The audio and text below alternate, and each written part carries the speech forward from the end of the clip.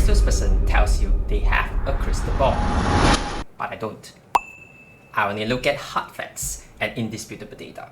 Let me tell you why high property prices will continue to remain high. I will break down the basic fundamentals so you can be assured that your next property purchase will be a calculated, data-driven decision rather than an emotional one. Let's get started.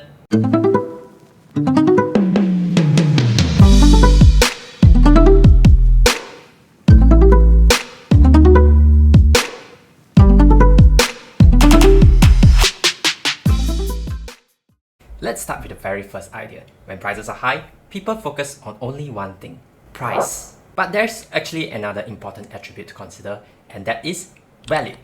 If you have seen my previous video, you understand how important it is to buy early growth.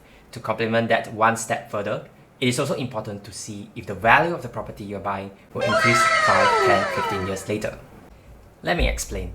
Is cheaper better? Or pay slightly more, but appreciation is clear and realizable. That's why I encourage buyers to stop looking at property like a short-term transaction and start seeing it as a long-term asset. That way, you can sleep comfortably at night. A lot of people ask, isn't it risky to buy when the prices are high? Here's my opinion. It has been the same old saying since 2022. I should have bought. If you bought a property asset that has incredible qualities, the asset will continue to appreciate even in bad times. Today, I will share why buying in Singapore property market is truly safe. To show you that if you are buying a property with value in mind, you will make money in the long run. Now let's address the elephant in the room, market cycles. I'll be lying to you if I tell you that the property prices go up in a straight line. In the past 20 years, property prices goes up, stabilize, up, stabilize. Cooling measures, interest rate, global events, they affect property prices. And most people are obviously afraid of making a mistake. While it is very reasonable to fear and say, too expensive, I'll wait. But over time, waiting turns into inaction, and inaction turns into a costly mistake. When we zoom out and examine the data calmly, we see that over the past 20 years, Singapore property prices have gone up about 75% of the time. The long-term direction is upwards. If you can hold property comfortably, in time, the asset appreciates. And this is important because if your holding period is long enough, short-term cycles matter less. Most people don't lose out because they bought at the wrong time. They lose out because they didn't feel confident enough to stay invested. Yes, you cannot control timing and global events, but you can control the quality of the asset you hold and your holding power. Why is it that property has capital appreciation over time? Let's take a look at the data. In 2025, project inventories are at 4-year high. We also see strong take-up rate across various projects for CCR, RCR, and OCR. And there's a very strong price support across all these three regions. New home experienced high growth over the last 20 years, and if we project the same sustainable growth, we might see OCR hitting 3,000. It's over 9,000! How about the various transformations happening around Singapore? One thing that makes my life easy is that government has already laid out the master plan for the next 10 to 15 years. Growth is planned, infrastructure is planned, housing is planned.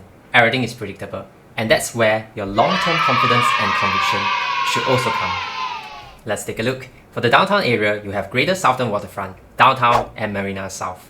Over the years, the downtown has evolved far beyond just offices. Today, it is about live, work and play. More mixed-use development, more lifestyle integration, and more connectivity.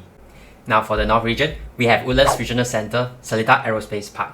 The Thomson East Coast Line will also connect the RTS link in Woodlands and passes through Lentor Transformation.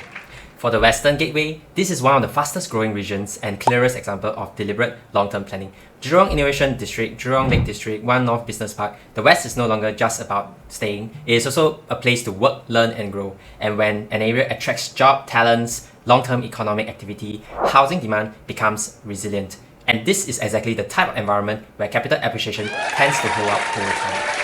Finally, the Eastern Gateway. We will be seeing more major infrastructure changes around companies, more connectivity, more business activity. We have the Changi Aviation Park, Paya Lebar Air Base, Punggol Digital District, stronger links to global trade and travel. This creates a very strong foundation for housing demand, and that's what supports long-term price growth.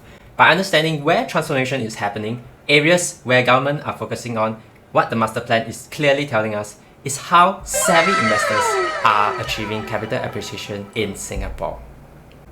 Alright, so what's the point of talking about all this exciting transformation but there's no population to back it up? So let's take a look at one of the important drivers of capital appreciation, which is demand. Because at the end of the day, homes are built for people. Today, Singapore population stands at 6.11 million and is expected to be 6.5 to 6.9 by 2030. Do we have enough homes for the rising population? Let's take a look at some math. Today, average household size is 3.11. This number has been dropping because many people may not have kids in the future. To fit a bigger population and smaller household size, that means we clearly need more residential units. Demand will remain structurally strong in Singapore, and this is important to understand. Now let's have a look at what the banks are saying. DBS and Morgan Stanley have published long-term views on Singapore property. DBS long-term outlook towards 2040 points to continued price growth, supported by strong economic fundamentals, political stability, rule of law, predictable regulation, and a pro-business environment. These are not small things, they are the reason why Singapore continues to attract capital, talent, and businesses. And here's another important point to highlight. Singapore has one of the highest home ownership rates in the world, close to 90%. What does this mean? It means that people buy homes to live in them, not to speculate. So when market slows down, people don't panic and sell. As long as Singaporeans need a roof over their heads, there's always going to be demand, and the demand will be very resilient. Even in times of crisis, Singapore property prices goes sideways and rises during the normal times. So when you put everything together, transformation, population growth, strong economic fundamentals, high home ownership, you will start to see why property in Singapore has historically held its value over time. That's it for this video. I hope this will give you some light why prices are the way they are today and why property prices in Singapore will likely go up. Whether you decide to buy now, later, or not at all, know that the decision is firmly in your hands. Still not convinced? In the next video, I will share even more reasons why property prices are going up. Thanks for watching.